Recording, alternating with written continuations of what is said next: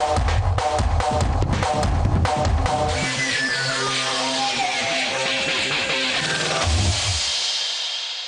estamos con Edmundo Beltrán, socio principal de Deloitte Perú, organización que ha realizado, pues, como hace cada tres meses, un barómetro empresarial en el que los ejecutivos dan su punto de vista sobre cómo va la economía. Edmundo, gracias por venir al programa. Con mucho gusto, Fernando. Muchas gracias por la invitación. Coméntanos, ¿cuáles son los principales resultados de este barómetro?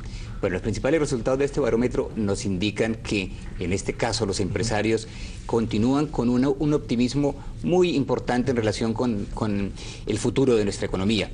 Y resaltan, pues, valores muy críticos para tener en cuenta hacia adelante con el propósito de mantener esa sostenibilidad.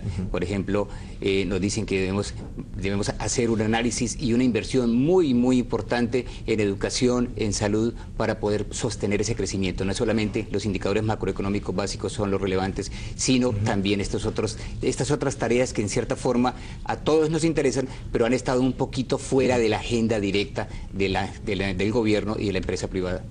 Ahora, la mayoría de ejecutivos también está conforme con el accionar del gobierno, ¿no? Dice que el 54,2% dice que la gestión del actual gobierno es correcta. Yo creo que ese es un tema muy importante para los empresarios, Fernando, y también para la confianza que se le genera, no solamente al interior del país, sino hacia afuera, hacia el exterior.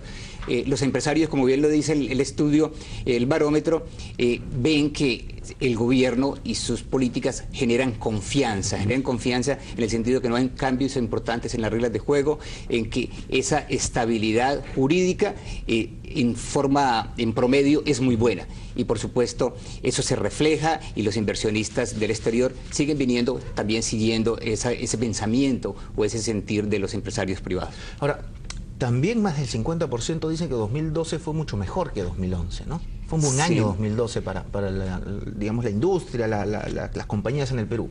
Sí, yo creo que eso tiene una explicación bastante clara, considerando que el 2011 fue el año de transición de gobierno, y en donde había una incertidumbre en relación con la política macroeconómica que iba a seguir el Estado y si iba realmente a haber un cambio en el modelo económico o no. Al generarse esa confianza de que no hubo cambios estructurales importantes, por supuesto que la dinámica de la economía tuvo una mejora importante, y esos resultados se ven claramente en el crecimiento en general de la economía en todos sus sectores.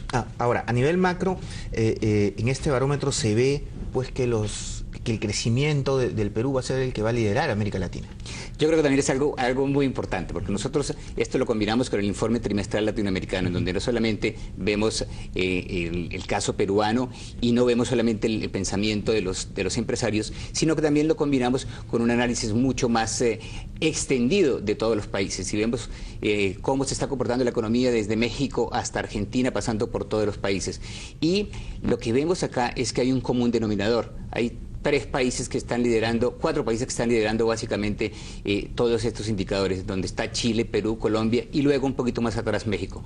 Pero Perú en este caso se destaca, y se destaca por algunas razones, digamos que bien claras, que si bien están en los otros países, para Perú es mucho más claro. Por ejemplo, tenemos una inflación controlada. Sí, tenemos reservas internacionales bastante importantes en crecimiento, que eso le da un respaldo clave frente a potenciales crisis que nos puedan afectar, nos están afectando, y eso actualmente hace que el Perú sea mucho más estable y la reacción sea mucho más rápida. Tenemos una tasa de desempleo muy baja. Ahora estaba escuchando justamente que en otros países la tasa de desempleo está creciendo en forma desbordada. En Perú y en Latinoamérica está en vía contraria, se está disminuyendo, y eso hace, pues, que la estabilidad en general sea mucho mejor. ¿Por qué? Porque a menor desempleo y mayor consumo, pues por supuesto que la economía desde el punto de vista interno se dinamiza aún mucho más. Y por eso Perú tiene una mejor cara, considerando que hay países que están en la misma vía, pero Perú está mejor posicionado. Ahora, esta mejor cara tiene para algunos años más. No obstante, un estudio de la Universidad del Pacífico, que justamente acaba de emitir un libro, dice, pues, que en unos años el actual modelo económico que tiene el Perú y algunos países de América Latina, concretamente el estudio habla del Perú, va a ser insostenible. Ha puesto el dedo en la llaga y ha dicho algo que ya muchos sabíamos, ¿no? Este tema de depender de los commodities y vanagloriarse de que la economía está creciendo, no es sustentable a largo plazo. ¿Qué es lo que tiene que hacer el Perú para que el crecimiento realmente sea sustentable a 10, 20, 30 años? De acuerdo. Yo creo que esos estudios nos ayudan mucho pues a todos los empresarios y al Estado realmente a poner los pies en la tierra, ¿no? La fiesta ahora está interesante, está muy buena, pero tenemos que pensar qué pasa después de que la fiesta deje de estar un poquito buena. Y en esto, efectivamente, el estar dependiendo de commodities, que ahora está... Todos los países que mencionaba anteriormente dependemos de los commodities a muy buenos precios, con unos crecimientos en los países que demandan esos commodities en una forma bastante creciente, como el caso de China, que aunque hay una pequeña disminución, sigue creciendo. Estados Unidos tiene que recuperarse y va a seguir demandando commodities, pero lo que nos dice el estudio es que en el mediano y largo plazo, los commodities en sí van a caer de precio. Entonces, ¿qué debemos hacer nosotros como países que dependemos específicamente de los commodities? Hacer ese cambio en generarle valor agregado como tal a los commodities. Y no solamente los commodities, sino toda la economía alrededor. Y ahí viene un tema clave que también mencionaba ahora al principio, y es la educación. No es tema del futuro, la escasez de talento calificado. Es un tema que lo tenemos ya. Lo vivimos todos los empresarios, lo vive el gobierno. No tenemos el talento suficientemente preparado para poder darle sostenibilidad al actual crecimiento. Y no es de 5 años adelante, no es de 10 años adelante, es ahora. Ya lo estamos viviendo y por lo tanto ese cambio o ese reinventarnos debe ocurrir desde ya. Ahora, no se está dando. Se habla siempre del mismo tema, se habla de mirar a los países de Asia, a Taiwán, a Singapur, pero en el Perú la reforma educativa, seguimos igual que hace 10 años, si no peor. Bueno, yo estoy de acuerdo con esto, Fernando. Vemos iniciativas, pero iniciativas que de pronto son muy aisladas, sin embargo pueden ayudar a que esa sensibilidad se torne en algo real. Vemos iniciativas privadas como Enseña Perú, como United Way, que hacen que los empresarios y el Estado miren realmente el problema como es. Pero esto se necesita, por supuesto, de toda una fuerza que acompañe, que es la fuerza del Estado, en donde debe estar con su presupuesto, con toda su maquinaria, que efectivamente garantice que la educación como tal va a tener ese presupuesto necesario y que hay reformas estructurales que lo afecten de manera positiva. ¿Se puede ver al modelo económico chileno como un ejemplo a seguir, teniendo en cuenta que ellos, digamos, tienen 10 o 15 años más de crecimiento o anteriores al crecimiento del Perú y siguen dependiendo de los commodities?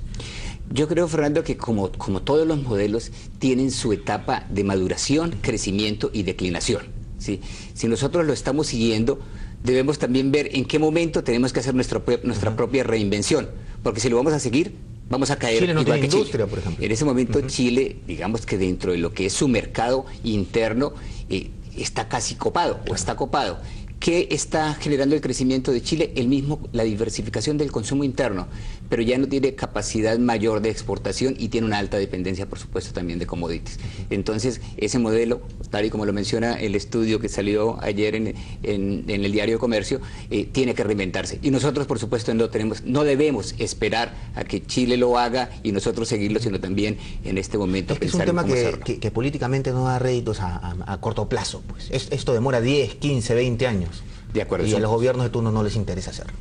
Son procesos largos que requieren la participación, insisto, del Estado, que es muy importante, y el acompañamiento e involucramiento también de la empresa privada. La empresa privada, lo que nosotros vemos es que hacemos las inversiones, hacemos los cambios estructurales que se requieren dentro de los mercados y dentro de los gremios que directamente los afectan, pero no tenemos la capacidad para poder acompañarlo con todo lo que implica el desarrollo del país, hablando de infraestructura, hablando de educación, hablando de salud, que necesariamente tiene que participar el Estado. Perfecto, Edmundo. Muchas gracias por haber venido al programa. Con mucho gusto, Fernando.